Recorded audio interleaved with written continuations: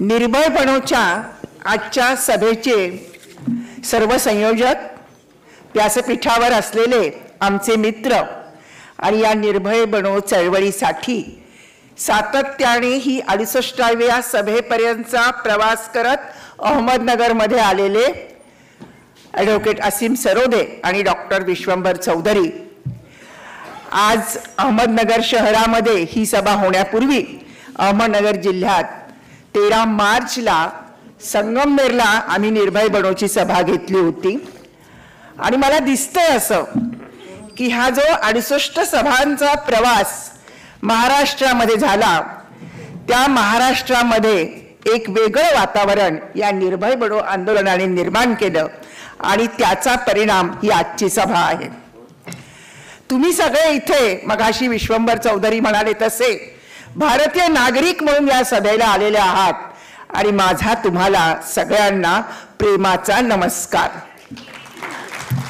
प्रेमाचा नमस्कार यासाठी की मी विचार करते की हे जे नफरतीचं, द्वेषाचं राजकारण 1985 पासून या देशामध्ये सुरू झालं, 2002 मध्ये गुजरातच्या त्या सगळ्या हत्याकांडाने, आपण मगाशी म्हणालात की संविधानाच्या त्या पायरीवरती याने डोकं टेकलं, पण याचे हात तिथल्या शेकडो हजारो मुस्लिम अल्पसंख्याकांच्या रक्ताने माखलेले होते आणि ते हात तिथे गेल्यामुळे भारतीय संविधानाने निर्माण केलेल्या त्या संसदेच्या इमारतीचं पावित्र्य या माणसाने पहिल्यापासून धोक्यात आणलेलं आहे. तुम्ही धोक्याची घंटा ऐकून इथे आलेले आहात. या सभेची जी जाहिरात केली गेली ती जाहिरातच अशी आहे की धोक्याची घंटी आम्ही वाजवतोय, ती ऐका आणि ती ऐकून तुम्ही या सभेसाठी आहे. या सभेमध्ये तुमचं स्वागत करताना मला काय आठवतंय, एक आठवण अशी आहे, काही आठवणी आपल्याला इतिहासातनं असतात आणि काही आठवणी आपल्या प्रत्यक्ष जीवनामधल्या असतात. मी आता तुमच्या पुढे काही माझ्या ऐतिहासिक ज्या वाचनातनं आलेल्या आठवणी आहेत या अहमदनगर शहरासंबंधी. अहमदनगर शहरामध्ये पंडित जवाहरलाल नेहरूंना 9 ऑगस्टच्या दिवसापासून तर 4 मार्च 1945 पर्यंत जवाहरलाल नेहरू हे या अहमदनगरच्या किल्ल्यामध्ये होते आणि त्यांच्या बरोबर जे अनेक साथी होते त्याच्यामध्ये एका साथीचं नाव आपण सगळ्यांनी घेतलं पाहिजे, ज्यांचा उच्चार मगाशी पण झाला, मौलाना आझाद हे देखील या तुरुंगात पंडित जवाहरलाल नेहरूंबरोबर होते. या तुरुंगात असताना नेहरूंनी एक पुस्तक लिहिलं. त्या पुस्तकाचं नाव आहे डिस्कव्हरी ऑफ इंडिया आणि या डिस्कव्हरी ऑफ इंडियाचा अनुवाद साथी साने गुरुजी आणि नासे इनामदार यांनी भारताचा शोध म्हणून केला. काय आहे या पुस्तकात?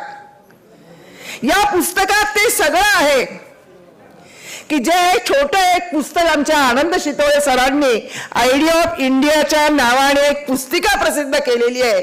भारताचा शोध जो नेहरूंनी घेतला त्याच्यामध्ये दिसतं आपल्याला की हा देश खूप लोकांनी घडवलेला आहे.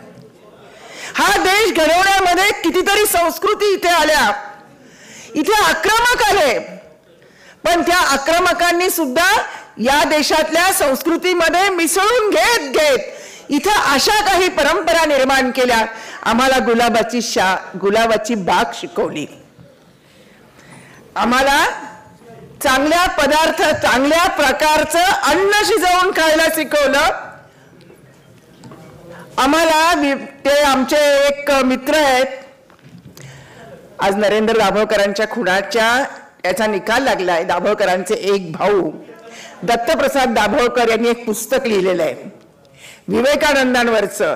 आणि विवेकानंदांनी अशा पुस्तकात असं लिहिलंय की आम्हाला कपडे शिवून घालायचं मुसलमानांनी शिकवलं.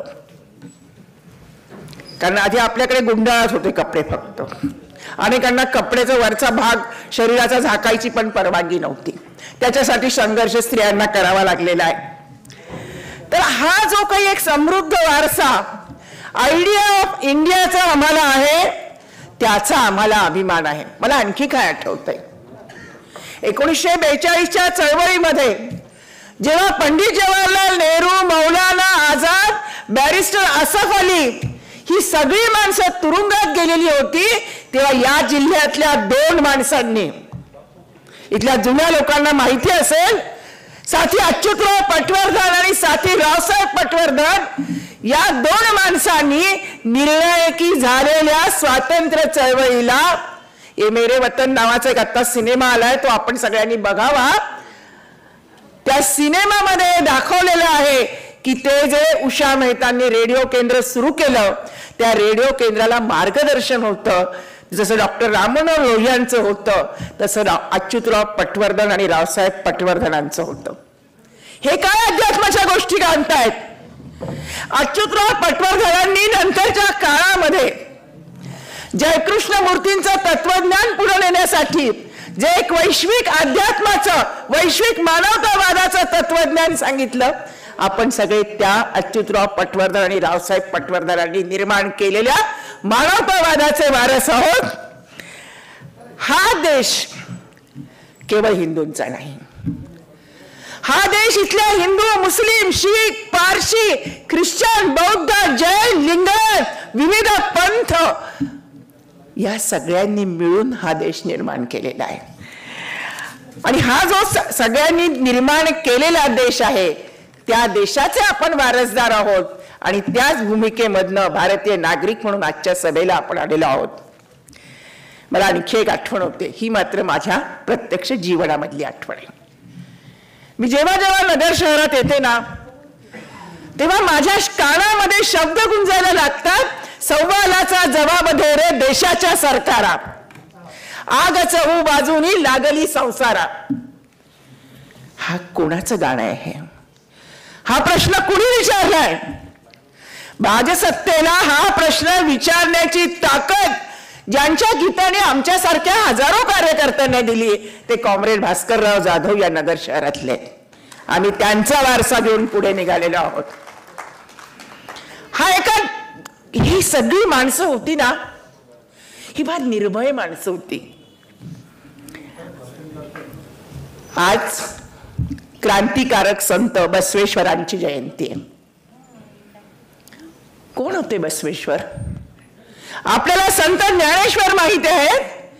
ज्याप्रमाणे संत ज्ञानेश्वरांनी आपल्यासारख्या सामान्य मराठी माणसांना इथलं अध्यात्म मराठी भाषेमध्ये खुलं केलं, त्याप्रमाणे बसवेश्वरांनी हे अध्यात्म सामान्य माणसाला कन्नड भाषेमध्ये उपलब्ध केलं.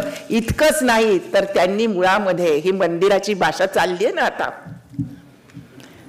बसवेश्वर असं म्हणाले होते, मम पायच खांब देहच देऊळ शीर पहा सुवर्ण कळस. आणि ज्यांना भक्ती मार्ग नाकारलेला होता, त्या अस्पृश्य जातींना सुद्धा देवळात जाणं नाकारलेलं होतं, त्याला सांगितलं, अरे देवळाची गरज काय? तुझा ईश्वर तुझ्या हातावरती आहे. महादेवाचं लिंग हातावरती घेऊन तू ईश्वराची पूजा करू शकतो. हा मंत्र बसवेश्वरांनी दिला. आज बसवेश्वर काय आठवायचे? बसवेश्वरांचं एक वचन आहे, त्याचा मी मराठीत अनुवाद केलाय. माझं एक पुस्तक अक्क महादेवींवरती मी लिहिलं. या एक बंडखोर संत कवयित्री होत्या लिंगायत धर्मातल्या. तेव्हा मी बसवांनांचं वाचत राहिले, तेव्हा माझ्या लक्षात राहिलेलं हे वचन होतं की दांभिक भक्तांचा शेजार नको, दांभिक भक्तांची संगत नको, त्यांची सोबत नको, त्यांच्याशी बोलू नको, सावध राहा. मला असं वाटतंय की बसवेश्वर आपल्या सगळ्यांना सांगताय की नरेंद्र मोदी, शहा, भारतीय जनता पक्ष, महाराष्ट्रातली महायुती या सगळ्या दांभिकांची संगत सोडून द्या. या सगळ्या दांभिकांना हकलून द्या. केवढी नौटंकी चालू असते. अरे वर्ण आता करत असतात की ते 18 तास काम करतात, 12 तास काम करतात. मी नेहमी विचार करते की जो माणूस दिवसातनं 15 वेळा कपडे बदलतो, तो कधी 18 तास काम करत असेल? त्याला कधी 18 तास काम करायला वेळ मिळत असेल? आम्ही स्त्रिया, आम्हाला असं असतं की ते 2-4 वेळा जर कपडे बदलायचे असेल तर कंटाळा येऊन जातो घरामध्ये. का वेळ घालवायचा त्याच्यामध्ये? तेव्हा अशा पद्धतीने ही बसवेश्वरांनी या दांभिकांपासून सावध राहण्याची जी सूचना आपल्याला दिलेली आहे ती आपण लक्षात घ्यावी. आज अक्षय तृतीया आहे. विश्वंभरजी, तुम्ही म्हणालात तसं मला अक्षय यांना जरी माहीत नसलं या तरी मला माहिती आहे अक्षय तृतीया काय असते. अक्षय तृतीया हा भारतातल्या शेतकऱ्यांचा सण आहे. हा कृषी प्रधान सण आहे. बहिणाबाईंचं गाणं आपल्या सगळ्यांना आठवतं, आखाजीचा आखाजीचा सण मोठा. हा सण मोठा यासाठी आहे की सृजनाची निर्मिती होणार आहे. हे मे महिन्यातलं ऊन संपलं की वरुण राजा पाऊस पाडणार आहे आणि भूमीमध्ये नवं पीक येणार आहे. ही जी निवडणूक संपणार आहे आणि 4 जूनला जे काही येणार आहे ते पीक हे सगळं जुनं जळमट आणि खराब जे काही आहे ते फेकून देण्यासाठी येणार आहे. आणि म्हणून या अक्षय तृतीयेच्या दिवशी, या आखाजीच्या दिवशी तुम्ही सगळ्यांनी हा जो कार्यक्रम घेतला तो एका अर्थाने यांना त्यांच्यासाठी धोक्याची सूचना आहे, त्यांच्यासाठी धोक्याची घंटी आहे. आणि त्यामुळे आपण त्या दृष्टीने त्याकडे पाहिलं पाहिजे. मी म्हटलं की अक्षय तृतीया शेतकऱ्यांचा सण आहे. काय झालं देशात?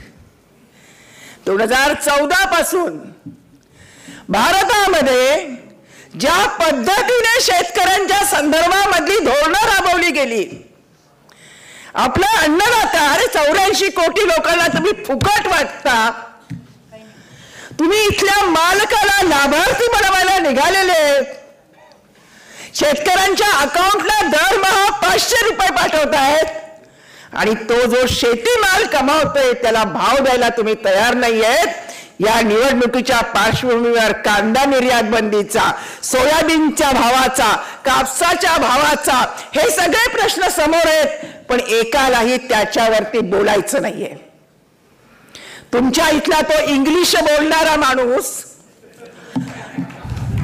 त्याला लाज वाटायला पाहिजे की 706 शेतकरी किसान आंदोलनामध्ये 706 शेतकरी मेले, शहीद झाले. मेले म्हणणं बरोबर नाही, ते शहीद झाले.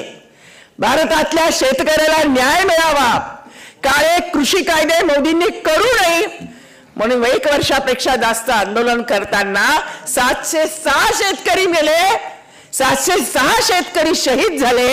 तेव्हा इंग्लिश बोलणारा माणूस एकदा तरी शेतकऱ्यांच्या बाजूने संसदेमध्ये बोलला का? इंग्लिश मध्ये बोला, मराठीत बोला, कन्नड मध्ये बोला, पण या जनतेच्या दुःखावरती जर तुम्हाला बोलता येणार नसेल तर तुम्हाला सत्तेमध्ये ठेवण्याचं, सत्तेमध्ये राहण्याचा काही एक अधिकार नाही. आणि ही निवडणूक यांना घालवायची निवडणूक आहे. हे शेतकरी विरोधी लोक आहेत, हे कामगार विरोधी लोक आहेत. मी कामगारांच्या चळवळीमध्ये काम करते आणि इतके वाईट लागतात हे कामगार संघटनांशी. मी 40 वर्ष या कामगार संघटनांमध्ये काम केले, अनेक सत्ता बघितलेल्या आहेत, दिल्लीपासून मुंबईपर्यंत, पण कुठलेही सत्ताधारी कामगारांशी इतके वाईट वागले नाहीत. बोलायचं नाही शेतकऱ्यांच्या संघटनांशी, बोलायचं नाही कामगारांच्या संघटनांशी, हा यांचा निर्णय. तामिळनाडूतल्या शेतकऱ्यांनी, अरे काय नवीन संसद भवनाच्या इमारतीने येणार आहे त्याच्याकडे, तामिळनाडूच्या शेतकऱ्यांनी स्वतःची विष्ठा काढली, पण यांनी शेतकऱ्यांचं दुःख ऐकण्याची तयारी केली नाही. त्यांची इच्छा नाहीये. आपल्या सगळ्यांच्या वतीने ते जे 706, मी मराठीत सांगणार आहे, ते जे मी त्या किसान आंदोलनाचा एक भाग आहे, ते जे 706 शेतकरी मेले, शहीद झाले, अहमदनगरच्या खासदारांनी संसदेमध्ये त्यांना श्रद्धांजली नाही वाहिली, त्यांना मानाचा मुजरा नाही ठोकला, पण हे अहमदनगरचे निर्भयपणे सभेला आलेले नागरिक, भारतीय नागरिक त्या शहीदांना सलाम ठोकणार आहेत. ही सभा एका अर्थाने त्या काय नाव त्याचं, सुजय विखेला हे सांगण्यासाठी आहे की आम्ही त्या शेतकऱ्यांच्या बाजूचे लोक आहोत.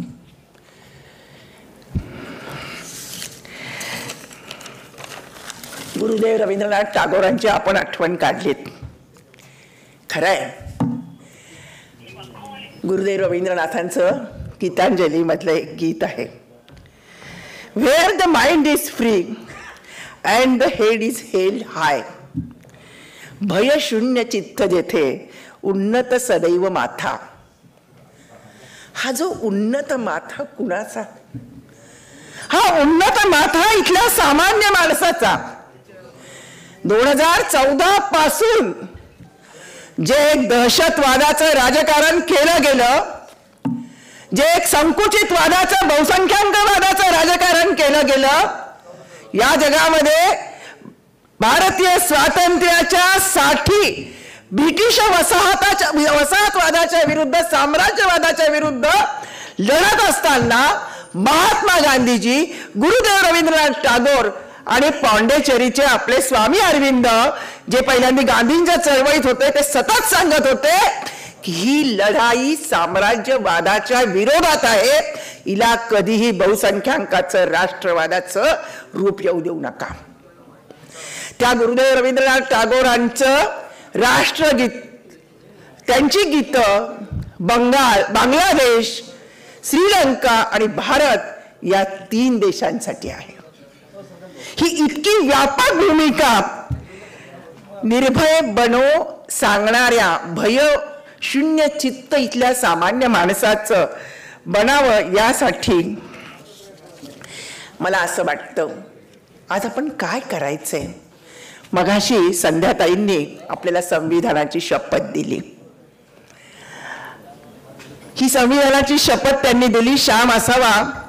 आपण असं म्हणालात, हमें सूरत बदलनी है, दुष्यंत कुमारची गजल आहे.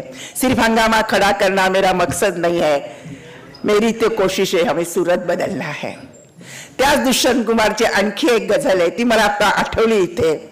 धीरे धीरे यहाँ का मौसम बदल रहा है, वातावरण सो रहा है, सो रहा था अब आंख मलने लगे है.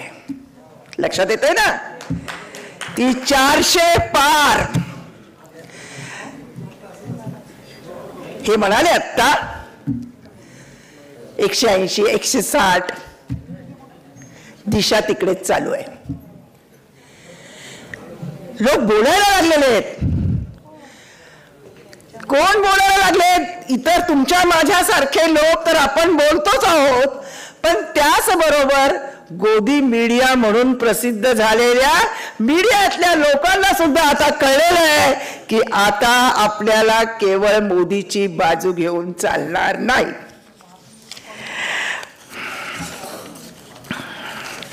महात्मा गांधीजींचा उल्लेख इथे झाला. मी तुमची खूप आभारी आहे एकासाठी की तुम्ही आम्हाला सगळ्यांना गांधीजींची पुस्तकं दिली. तो एक माणूस होता, चैतन्यहीन झालेल्या भारतीय समाजाला त्यांनी सांगितलं घाबरायचं कारण नाही ब्रिटिशांना. असू देत त्यांच्याकडे बंदुका, असू देत सगळी सत्ता, असू देत पोलीस, पण तू जागा हो. भयामुक्तीचा प्रवास, भयापासून मुक्ती म्हणजे स्वातंत्र्य. स्वातंत्र्य काय असतं? स्वातंत्र्य म्हणजे अशी काही गोष्ट नाही की जी आपल्याला मिळू शकत नाही. तुम्ही आज एकदा ठरवा मला स्वतंत्र व्हायचंय, मी नाही घाबरणार कोणाला. आणि हे गांधीजींनी जगाला शिकवलं. आपल्याला तर शिकवलंच भारतीयांना, पण जगाला शिकवलं.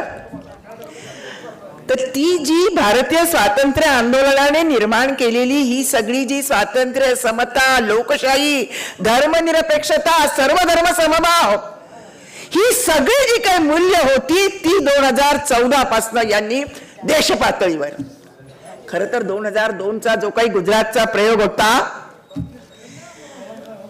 तेव्हापासूनच हा गुजरात प्रयोग देशात राबवण्याची सुरुवात झाली. काय आहे गुजरात प्रयोग? गुजरात प्रयोग म्हणजे बिल्किस बानो. बिल्किस बानोवरती बलात्कार केला, तिच्या पोटातलं आणि हातातलं मूल मारलं, तिचे सहकारी नातेवाईक तुम्ही मारलेत.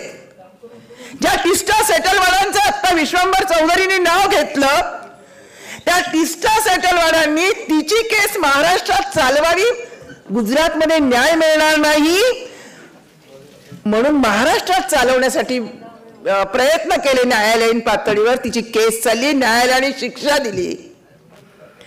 न्यायालयाने शिक्षा दिली जन्मठेपेंची. आत घातलं सगळ्या आरोपींना.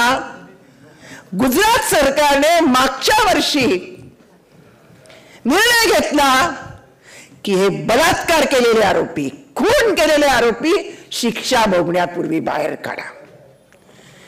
हे संविधानाच्या विरुद्ध आहे. बिल्किस बानो अशी म्हणाली की हे आरोपी आत होते,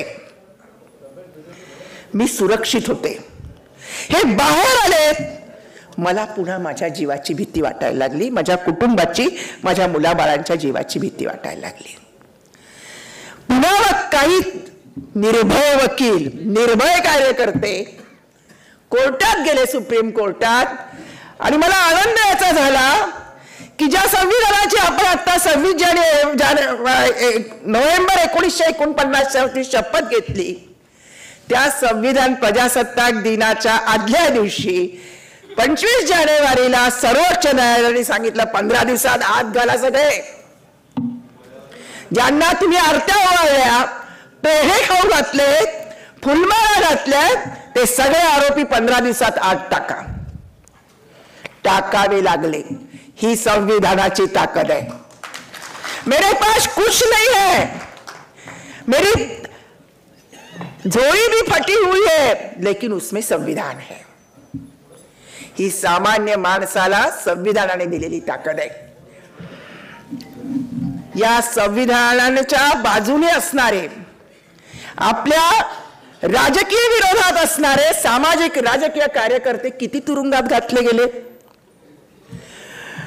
भीमा कोरेगावचं प्रकरण, त्या भीमा कोरेगाव प्रकरणामध्ये सुधा भारद्वाज, त्यानंतर हैदराबादचे कवी वरवरा आणि फादर स्टेन स्वामी नावाचे स्वामी.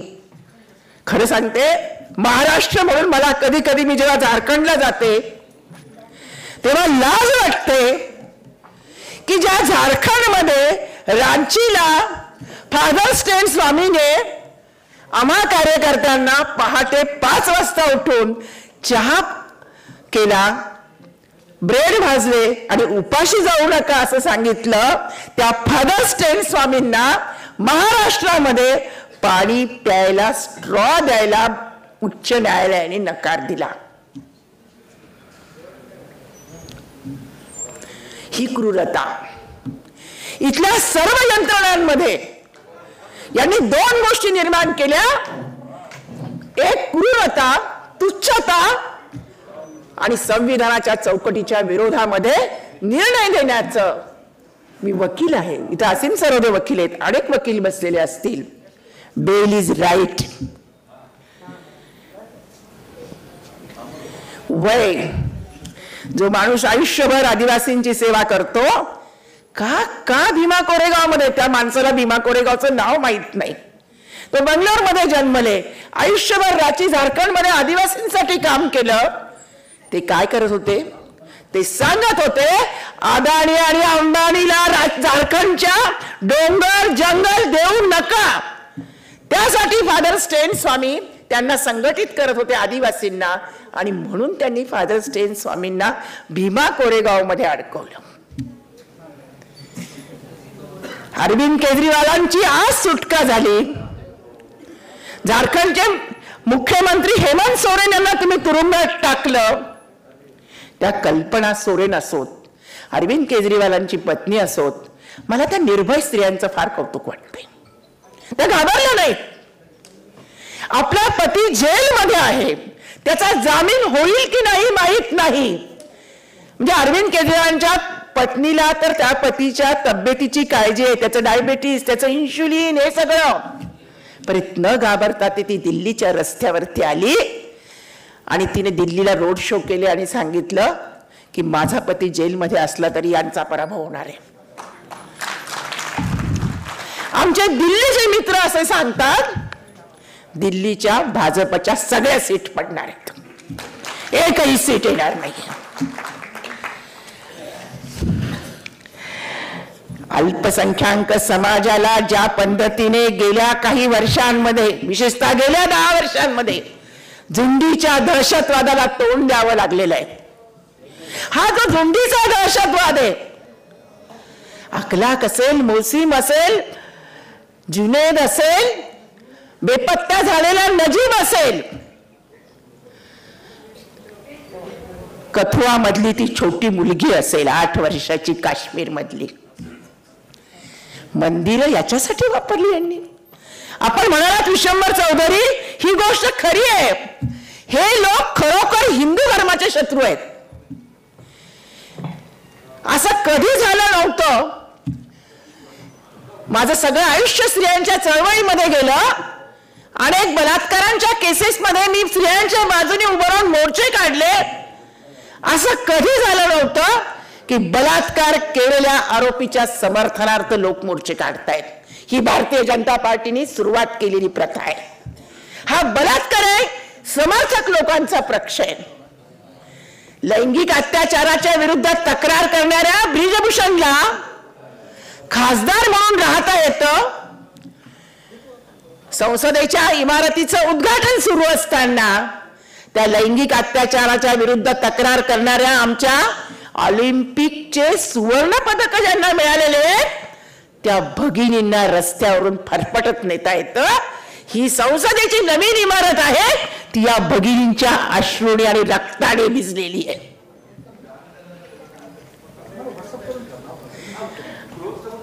त्याला तिकीट देत येता त्याच्या मुलाला तिकीट दिलं तेव्हा ब्रिजभूषण असं बोलला की मला काही नकार म्हणून तिकीट दिलेलं नाहीये, विरोध म्हणून तिकीट दिलेलं नाहीये, माझ्या मुलाला तिकीट हेच मला तिकीट आहे. त्याच्या विरोधात जायला नरेंद्र मोदी तयार नाहीत. बेटी बचाओ, इकडे मध्य प्रदेशामध्ये काय बहिणा कुठली तरी योजना, लाडली बहीण योजना. अरे या देशातल्या अनेक लाडल्या बहिणींना, त्या पण कोणाच्या तरी मणिपूरला ज्यांचे कपडे फेडले, ज्यांना विवस्त्र केलं. आपण मणिपूरला मोर्चा काढलाय आता मणिपूरच्या विरोधात. इथे अहमदनगरला आपण आपल्यापैकी काही लोक होते त्या मोर्चामध्ये. त्या मुली काही कोणाच्या लाडली बहिणी नव्हत्या. हे जर सत्तेवरती आले पुन्हा तर तुमच्या माझ्या घरातल्या मुलींच्या, मी इज्जत हा शब्द वापरत नाही कारण त्याबद्दल सन्मानाला धक्के लागतील, त्यांचा सन्मान राहणार नाही. ग्रामपंचायतीच्या निवडणूक सभालाच फक्त नरेंद्र मोदी अजून प्रचाराला गेले नाहीत ना. या लोकसभेच्या निवडणुकीत महाराष्ट्रात किती 6 वेळा येऊन गेलेत ना, जास्त असेल एखादा वेळ. इथं येऊन गेलेत ना नगरला. ते नरेंद्र मोदी मणिपूरला मात्र गेले नाही. ज्या मणिपूरच्या प्रकरणामुळे जगात सगळीकडे आपली इज्जत गेली, आबरू गेली, त्या मणिपूरला मात्र नरेंद्र मोदींना जायला वेळ मिळालेला नाहीये. देशात महिला सुरक्षित नाहीयेत. जे काही चाललेलं आहे, आम्ही नेहमी असं म्हणत आलो आहोत महिला चळवळींमध्ये, आपल्या सगळ्या चळवळींमध्ये, की काय निकष असेल. गांधीजी पण म्हणत होते, महात्मा ज्योतिराव फुले म्हणत होते की काय निकष असेल मानवी संस्कृतीच्या प्रगतीचा. जिथे महिला सुरक्षित आहे ती मानवी संस्कृती प्रगतिशील आहे. आज भारतामध्ये ज्या पद्धतीने हे खूप आकडे आहेत, आणि आता हाच बघा ना परवाचा आकडा आला डिसेंबर मध्ये. भारतीय जनता पार्टीच्या पदाधिकाऱ्यांनी नरेंद्र मोदी आणि अमित शहांना पत्र लिहून कळवलं आणि अध्यक्ष कोणते? नड्डा ना. यांना पत्र लिहून कळवलं होतं की हा जो प्रज्वल रेवण्णा आहे याला तिकीट देऊ नका, यांच्यावर युती करू नका, कारण याच्या बाबतीत अशा अशा स्त्रियांच्या तक्रारी आहेत. हे डिसेंबर मध्ये झालं. हा व्हिडिओचं प्रकरण बाहेर आलं त्याच्या 2-3 दिवस आधी नरेंद्र मोदी रेवण्णाला मतं मागायला गेले होते.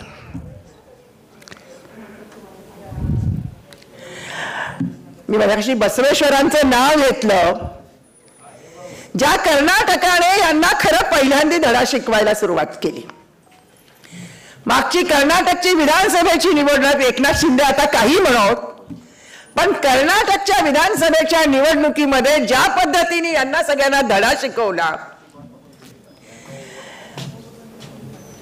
आणि इंडिया आघाडी बनली. आपण सगळे इंडियाच्या सोबत आहेत. We are with India.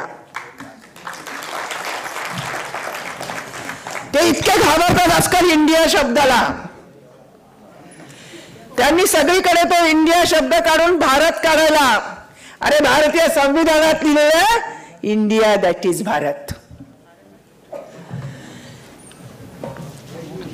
त्यामुळे या सगळ्या पार्श्वभूमीवर भाषण काय आहेत?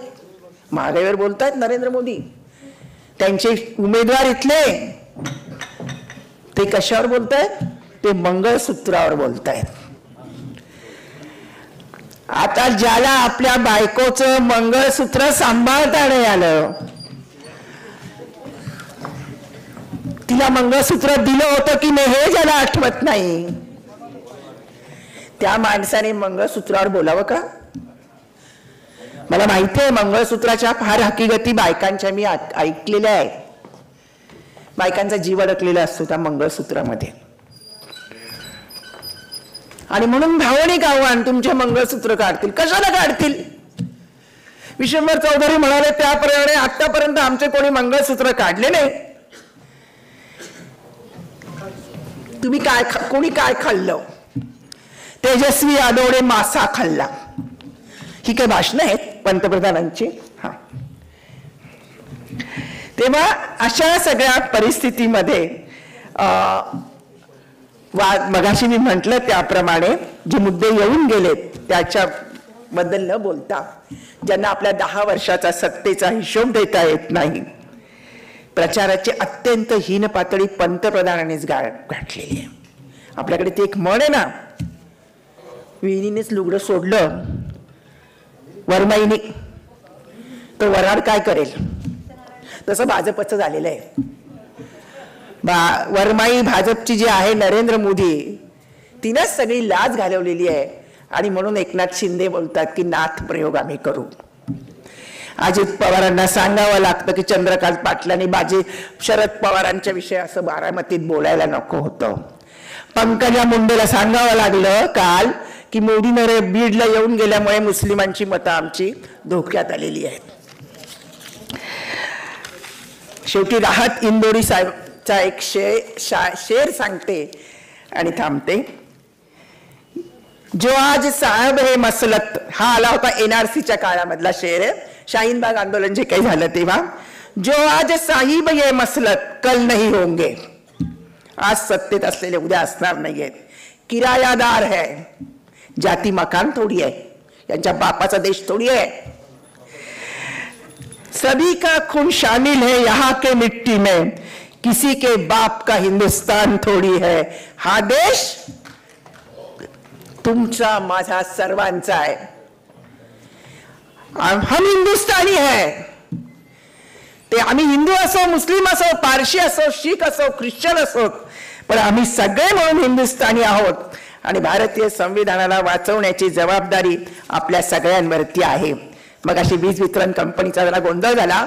असतील अधिकारी तर त्यांना सांगते, अरे तुमची रिंकू बनसोडे मारली ना परवा, नरेंद्र मोदीच्या या एकनाथ शिंदेच्या आणि फडणवीस गृहमंत्री असताना आज आकडा आलाय की महाराष्ट्रामध्ये गेल्या 3 महिन्यात 42 लोक मारले गेले खून करून.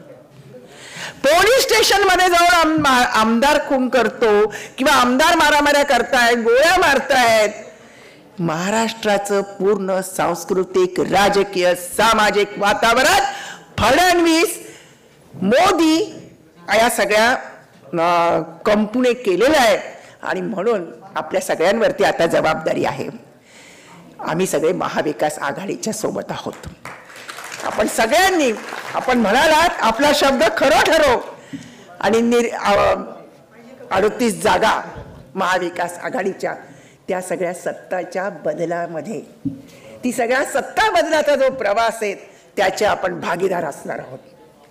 आमच्यापैकी काही लोक यासिन सरोदेंचे वडील असतील, माझे वडील होते, ते भारतीय स्वातंत्र्याच्या आंदोलनात सहभागी होते. ज्या निजामांच्या राजवटीचा विश्वंभर चौधरीने उल्लेख केला त्या निजामाच्या विरोधातल्या चळवळीमध्ये होते, पण आमच्यावरती संस्कार हिंदू मुस्लिम एकतेचे झालेले आहेत. आम्ही आणीबाणी विरोधाच्या चळवळीपासून या राजकारणामध्ये आलेलो आहोत. आम्हाला विश्वास है, हम लोग तो ऐसे दीवाने दुनिया को बदल कर मानेंगे, दुनिया को बदल कर मानेंगे.